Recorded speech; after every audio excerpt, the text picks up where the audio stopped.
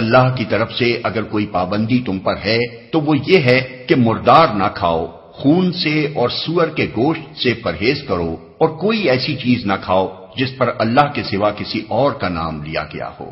ہاں، جو شخص مجبوری کی حالت میں ہو اور وہ ان میں سے کوئی چیز کھا لے بغیر اس کے کہ وہ قانون شکنی کا ارادہ رکھتا ہو یا ضرورت کی حد سے تجاوز کرے تو اس پر کچھ گناہ نہیں، اللہ بخشنے والا اور رحم کرنے والا ہے۔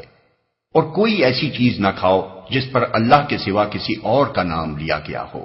اس کا اطلاق اس جانور کے گوشت پر بھی ہوتا ہے جسے خدا کے سوا کسی اور کے نام پر ذبح کیا گیا ہو، اور اس کھانے پر بھی ہوتا ہے جو اللہ کے سوا کسی اور کے نام پر بطور نذر کے پکایا جائے۔ حقیقت یہ ہے کہ جانور ہو یا غلہ یا اور کوئی کھانے کی چیز، دراصل اس کا مالک اللہ تعالیٰ ہی ہے، اور اللہ ہی نے وہ چیز ہم کو عطا کی ہے۔ لہذا اعتراف نعمت یا صدقہ یا نذر و نیاز کے طور پر اگر کسی کا نام ان چیزوں پر لیا جا سکتا ہے تو وہ صرف اللہ ہی کا نام ہے۔ اس کے سوا کسی دوسرے کا نام لینا یہ معنی رکھتا ہے کہ ہم خدا کے بجائے یا خدا کے ساتھ اس کی بالاتری بھی تسلیم کر رہے ہیں اور اس کو بھی منعم سمجھتے ہیں۔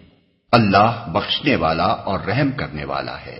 اس آیت میں حرام چیز کے استعمال کرنے کی اجازت 3 شرطوں کے ساتھ دی گئی ہے۔ ایک یہ کہ واقعی مجبوری کی حالت ہو، مثلا بھوک یا پیاس سے جان پر بن گئی ہو یا بیماری کی وجہ سے جان کا خطرہ ہو اور اس حالت میں حرام چیز کے سوا اور کوئی چیز میسر نہ ہو۔ دوسرے یہ کہ خدا کے قانون کو توڑنے کی خواہش دل میں موجود نہ ہو۔ تیسرے یہ کہ ضرورت کی حد سے تجاوز نہ کیا جائے، مثلا حرام چیز کے چند لقمے یا چند قطرے یا چند گھونٹ اگر جان بچا سکتے ہوں تو ان سے زیادہ اس چیز کا استعمال نہ ہونے پائے۔ حق یہ ہے کہ جو لوگ ان احکام کو چھپاتے ہیں جو اللہ نے اپنی کتاب میں نازل کیے ہیں اور تھوڑے سے دنیاوی فائدوں پر انہیں بھیٹ چڑھاتے ہیں، وہ دراصل اپنے پیٹ آگ سے بھر رہے ہیں۔ قیامت کے روز اللہ ہرگز ان سے بات نہ کرے گا، نہ انہیں پاکیزہ ٹھہرائے گا، اور ان کے لیے دردناک سزا ہے۔ وہ دراصل اپنے پیٹ آگ سے بھر رہے ہیں۔ مطلب یہ ہے کہ عام لوگوں میں یہ جتنے غلط توہمات پھیلے ہیں اور باطل رسموں اور بیجا پابندیوں کی جو نئی نئی شریعتیں بن گئی ہیں، ان سب کی ذمہ داری ان علماء پر ہے جن کے پاس کتاب الہی کا علم تھا مگر انہوں نے عامہ خلائق تک اس علم کو نہ پہنچایا۔ پھر جب لوگوں میں جہالت کی وجہ سے غلط طریقے رواج پانے لگے تو اس وقت بھی وہ ظالم منہ میں گنیاں ڈالے بیٹھے رہے، بلکہ ان میں سے بہتوں نے اپنا فائدہ اسی میں دیکھا کہ کتاب اللہ کے احکام پر پردہ ہی پڑا رہے۔ نہ انہیں پاکیزہ ٹھہرائے گا۔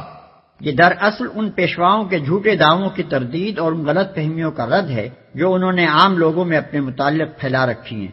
وہ ہر ممکن طریقے سے لوگوں کے دلوں میں یہ خیال بٹھانے کی کوشش کرتے ہیں، اور لوگ بھی ان کے متعلق ایسا ہی گمان رکھتے ہیں کہ ان کی ہستیاں بڑی ہی پاکیزہ اور مقدس ہیں، اور جو ان کا دامن گرفتہ ہو جائے گا اس کی سفارش کر کے وہ اللہ کے ہاں اسے بخشوا لیں گے۔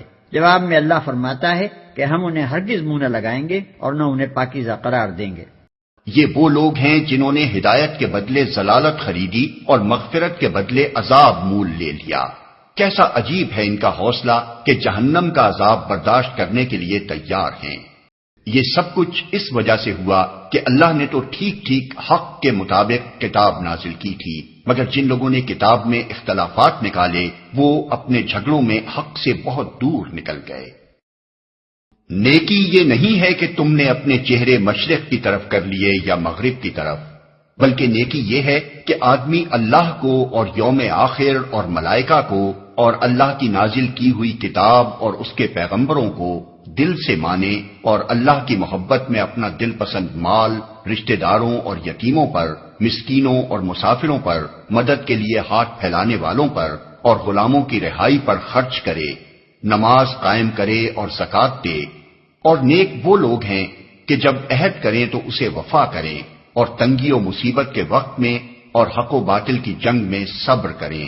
یہ ہیں راست باز لوگ، اور یہی لوگ متقی ہیں۔ نیکی یہ نہیں ہے کہ تم نے اپنے چہرے مشرق کی طرف کر لیے یا مغرب کی طرف۔